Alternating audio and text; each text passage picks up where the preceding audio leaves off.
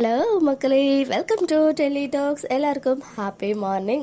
இன்னைக்கு எபிசோட் வந்து நேத்திக்கு எபிசோடோடைய கண்டினியூட்டி. அதாவது நம்ம வீக்கா வந்து பேசுகிறாங்க இல்லையா, வீடை ஏன் வந்து இப்போ விற்க வேண்டாம்னு சொல்கிறீங்க அப்படின்னு சொல்கிற மாதிரி காவேரி கேட்க, அதுக்கு விஜய் வந்து ஆல்ரெடி எரியிற நெருப்பில் நம்ம வந்து எண்ணெய் ஊற்றக்கூடாது, பிகாஸ் ஏற்கனவே பற்றி எரிஞ்சிட்ருக்கு. இப்போ நம்ம என்ன பண்ணாலும் இந்த ரெஜிஸ்ட்ரேஷன் விஷயத்தில் அவங்க ஏதாவது பண்ணி அதை தடுக்க தான் பார்ப்பாங்க. ஸோ அதனால் வேண்டாம், எப்படியாவது வீட்டில் இருக்கவங்கள கன்வின்ஸ் பண்ணுன்னு சொல்ல, வீட்டில் இருக்கவங்க அதெல்லாம் முடியாது, போயே ஆகணும்னு சொல்கிறாங்க.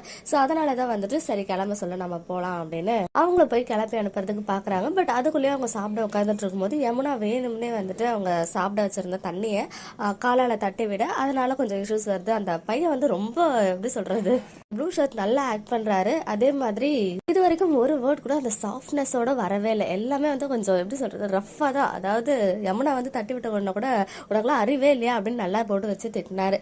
அண்ட் அதுக்கப்புறம் அவங்கள போக சொல்ல, நீங்க எதுக்கு போறீங்கன்னு எங்களுக்கு தெரியும், இங்க வந்ததே ரெஜிஸ்ட்ரேஷனுக்கு, இந்த காவேரி மேல வந்துட்டு இந்த வீட்டை ரெஜிஸ்டர் பண்ணிட்டா எங்களுக்கு வந்து அதுல ரைட்ஸ் இருக்காது இல்லையா, அதனால தானே அப்படி பண்றீங்கன்னு கேட்க, அதுக்குமே சாரதாமா கோவம் தான் பண்றாங்க. அதுக்கப்புறம் தான் ப்ரொமோ கண்டென்ட் அவர் வந்து நான் ஸ்டே வாங்கிட்டேன் அப்படின்னு சொல்லி காமிக்கும் போது இன்னுமே கோவம் வந்து அவங்களுக்கு ரைஸ் ஆகிடுது. அதனால சாரதாமா மறுபடியும் அவங்களை எழுதிட்டு போய் வெளியில விட்டு கேட்டை மூடிடுறாங்க.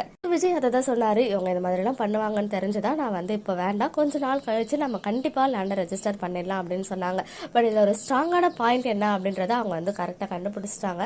அதாவது இவங்களுக்கு பின்னாடி ஸ்ட்ராங்கா ஏதோ ஒரு பர்சன் இருக்காங்க. பிகாஸ் வந்து கொஞ்ச நேரத்திலேயே இங்க வந்து இவ்வளோ பெரிய இன்ஃப்ளூயன்ஸ் இருந்தா மட்டும்தான் ஸ்டே வாங்க முடியும் கோர்ட்ல. அது மட்டும் இல்லாம யாரோ ஒருத்தருடைய இன்ஃப்ளூயன்ஸ் இருக்கு. யமுனாவுமே அதுதான் வந்து டவுட் பண்றாங்க. பிகாஸ் அடிக்கடிக்கு போயிட்டு யார்கிட்டயோ கால் பண்றாங்க. மேபி பசுபதியோடைய வேலையா கூட இருக்கலாம் அப்படின்னு சொல்லி. ஏன்னா பசுபதியை முறை வச்சு அண்ணா அப்படின்லாம் கூப்பிடுறாங்க இல்லையா, ஸோ அதனால இருக்கலாம் அப்படின்னு டவுட் வந்துருச்சு. இவங்க ரியல் ஃபேமிலியோ பட் பின்னாடி இருந்து யாரோ இவங்களை நல்லாவே கேம் பிளே பண்ண வைக்கிறாங்கன்றது இன்னைக்குமே வந்து நமக்கு தெரிய வந்திருக்கு. அண்ட் நம்ம விஜயுமே எப்படி எப்படியோ கன்வின்ஸ் பண்றாரு சாரதாமாவை, இப்போ நம்ம போயிட்டு அப்புறம் வரலாம்னு சொல்லி. அண்ட் அது மட்டும் இல்ல, சிஸ்டர்ஸ் கிட்ட உங்களுக்கு தேவையே பண தேவைக்காக தானே இந்த வீடை ரெஜிஸ்டர் பண்ணணும்னு நினைச்சீங்க, உங்களுக்கு எவ்வளவு அமௌண்ட் வேணுமோ, அதாவது செட்டில் பண்ணணுமோ இந்த லேண்டை வித்துருந்தா அந்த காசை நாங்க இப்பயே கொடுத்துடுறோம், காவேரி கொடுத்துருவாங்கன்னு சொல்லும் போது, இப்படி இருக்க சிச்சுவேஷன்ல எங்களுக்கு பணம் பெரிய விஷயம் கிடையாது, ஏன்னா இப்ப பணம் வேணாம் அப்படின்னு கங்காவுமே சொல்றாங்க. யமுனாவுமே வந்து வீடு நம்ம கையை விட்டு போகாம இருந்தா போதும், இப்போ இப்படி ஒரு சுச்சுவேஷன் நாங்க பணம்லாம் கேட்க மாட்டோம் அப்படின்ற மாதிரி ரெண்டு பேருமே வந்து இப்போ கொஞ்சம் நல்லவங்க மாதிரி காமிச்சிடுறாங்க. அதாவது எப்பவுமே இன்னொரு பிரச்சனை வரும்போது இந்த பிரச்சனை வந்து குட்டியா அவங்களுக்கு தெரிய, அவங்க வந்து எப்படி சொல்றது, ஒரு பெரிய இஷ்யூவா ஆக்காத மாதிரி, அதாவது இவ்வளவு நாளா என்னெல்லாம் நடந்துச்சோ அது எல்லாமே மறந்துட்டு எங்களுக்கு பணம் பெரிய விஷயமே கிடையாதுன்ற மாதிரி சொல்றாங்க. பட் சென்னைக்கு போகணும்னு சொன்னாங்க, இன்னும் ஒரு வாரம் போகணும்னு பார்த்தா அப்படியே கட் பண்ணி சென்னையை காமிச்சிட்டாங்க. அப்படியே ஒரே ஷாக், வாயில கை வச்சுதான் பார்த்தேன். அண்ட் அந்த போட்டிங் விஷயம் எல்லாருக்குமே வந்து டவுட் இருந்துச்சு இல்லையா, அது என்னன்றத முந்தானியத்துக்கு அவங்களே போட்டுட்டாங்க.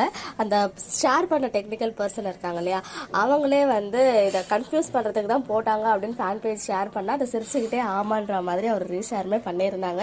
ஸோ இப்படிலாம் வந்து எங்களுடைய எமோஷன் கூட விளையாடவே கூடாது டீம்ல இருக்கவங்க. ஏன்னா நான் தான் அதை வந்து உங்களுக்குலாம் ஷேர் பண்ணியிருந்தேன், அதை ஸ்கிரீன்ஷாட் எடுத்து. அதுக்கப்புறம் நிறைய பேர் ஷேர் பண்ணி ரொம்ப ஹாப்பியா எக்ஸைட்டடா அதை வந்து வெயிட் பண்ணிட்டு இருந்தோம் அந்த ஒரு சீக்வன்ஸ்க்காக.